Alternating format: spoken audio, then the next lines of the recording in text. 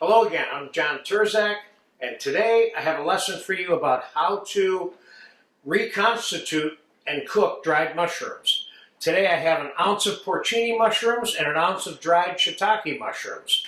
And I have about 3 cups of water I just took off the fire that was boiling. I'm going to set these in there until they get nice and soft, and then we're going to cook them in a little bit of butter and garlic.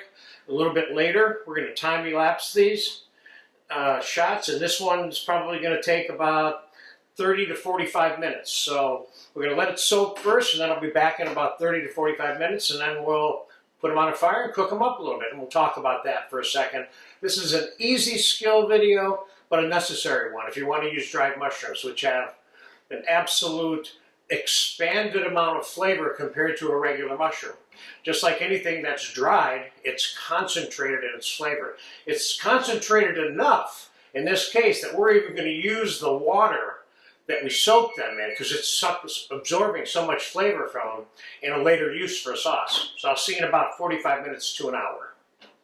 Okay, the mushrooms have been soaking in the water here for about an hour, 15 minutes, an hour and a half, something like that. So they're soft enough to take them to the next stage right now. I'm going to get them out of the water. I'm going to wring them out a little bit here so we don't... I tasted this water and it tastes like the dried mushrooms. And I'm going to use this water in another video that I'm shooting today, which is how to make mushroom Madeira sauce.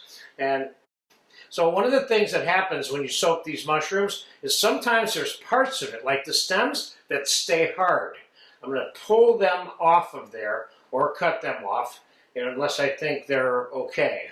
This one's a little tough also. I'm going to take it off. I'm heating up a pan in the back. Now these porcini mushrooms have no stems on them, so they're all good to go. So the next question is, how do I want to cut them? And it depends on what you're going to use them for. You can mince this and put it into your rice dish, or you can sprinkle it into, put it into a soup. You can, in my case, I'm using this for a sauce. So the question I have to ask myself and how I'm going to cut them today is, what size do I want the pieces of mushrooms in the sauce? So when I ladle the sauce onto the food or the plate, what do I want it to look like? And that's how I'm going to make my decision in terms of how to cut the mushrooms. So in my case, I want the mushrooms kind of sliced like this. The shiitakes, we got some tough stems here, which I'm going to cut off.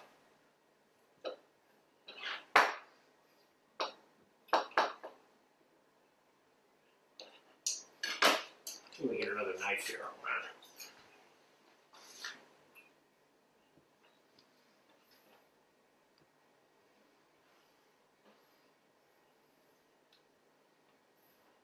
I can mince those stems, which I'll probably end up doing, and add them to the sauce too, because when they're minced, they won't be too hard.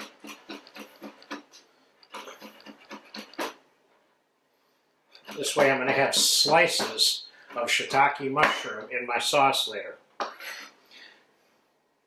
This is a great mushroom preparation to use as an addition to something like wild mushroom soup, wild mushroom chowder, etc., which is all good, and we will be making those in this course, by the way. So, okay, so there's the sliced shiitakes. Now the porcinis, I'm going to cut these more like minced because they're not physically suited for slicing per se, because they wouldn't have any appearance of being a sliced mushroom because they're so disproportionately physically, they don't look like a mushroom anymore.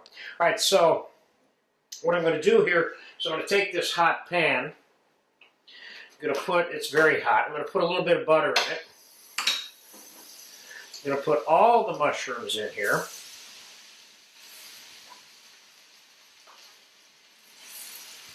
Let's get these stems minced up. We'll throw them in there while we're at it.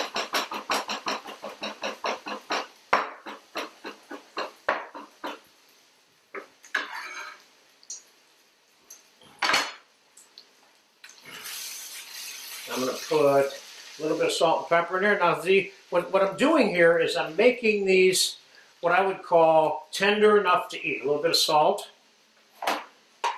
We'll put a little bit of garlic in here, only because I know what I'm going to use my mushrooms for, and this garlic belongs in them, because ultimately I'm going to put garlic in the sauce anyway. Now this mushroom liqueur, as I would refer to this, I'm going to use, and I'm going to save and use later when I make my sauce. But for right now, we're going to take these mushrooms and put them on the fire, and I'm going to add a little bit of white wine to this, about a cup and a half. Let's finish it off. I'm going to turn this down. I'm going to simmer these for a little while, probably another 10 minutes. I'm going to fast forward this video for about 10 minutes, then we're going to have some finished mushrooms. And at that point, what you do with the mushrooms is your business. I'm trying to show you how to reconstitute and then cook them, get them ready to kind of do whatever you want to do with them. So I'll fast forward this for about 10 minutes, and I'll see you then. Okay, I've been simmering the mushrooms about 40 minutes. A little bit of white wine, I added a little bit of chicken stock to it, and now they're nice and tender, and they're cooked, and we have some more juice here. Let's just pour this on here for a second so we can get a good look at it. Now, I've completed this particular skill video. I'm going to add a couple of comments to this now. What I've shown you is how to reconstitute them in warm water, let them soak, and then cut them, and then cook them some more. And I cut them in accordance with how I wanted mine cut. Remember, why are you using dried mushrooms instead of fresh mushrooms? Let me just remind you, in case I didn't so far, which is that the concentrated flavor of the mushroom exists in the dried mushroom and not in the fresh mushroom. Just like so many things, like dried tomatoes. They're much more concentrated, strong tomato flavor. Well, this is the same thing. So you use these in the same way when you think about stuff like the difference between a dried apricot and a fresh apricot. There's a limit to how much dried apricot you're going to add to something to enhance it with an apricot flavor. It's the same thing with these mushrooms. You don't serve a pile of these on a crouton as a canopy because it's almost too concentrated. So you use this as a flavor additive. Now I could mince these and mix them into turkey stuffing if I wanted. That might be a way of which I could make a mushroom flavored turkey stuffing because it has the power to do that, these kind of mushrooms. I'm going to use this in mushroom sauce, but at this point right here, they can be stored in the fridge or frozen, and then taken out and used at will by the cook who made these for any variety of things. So if you happen to have a ½ pound of dried mushrooms that you bought or encountered, or you want to cook and store and save and use for another time, do this treatment to them, put it away, and then take them out as you need them and use them. So there you have it. How to reconstitute and cook dried mushrooms. Get a chance to taste these? Go for it. They're delicious.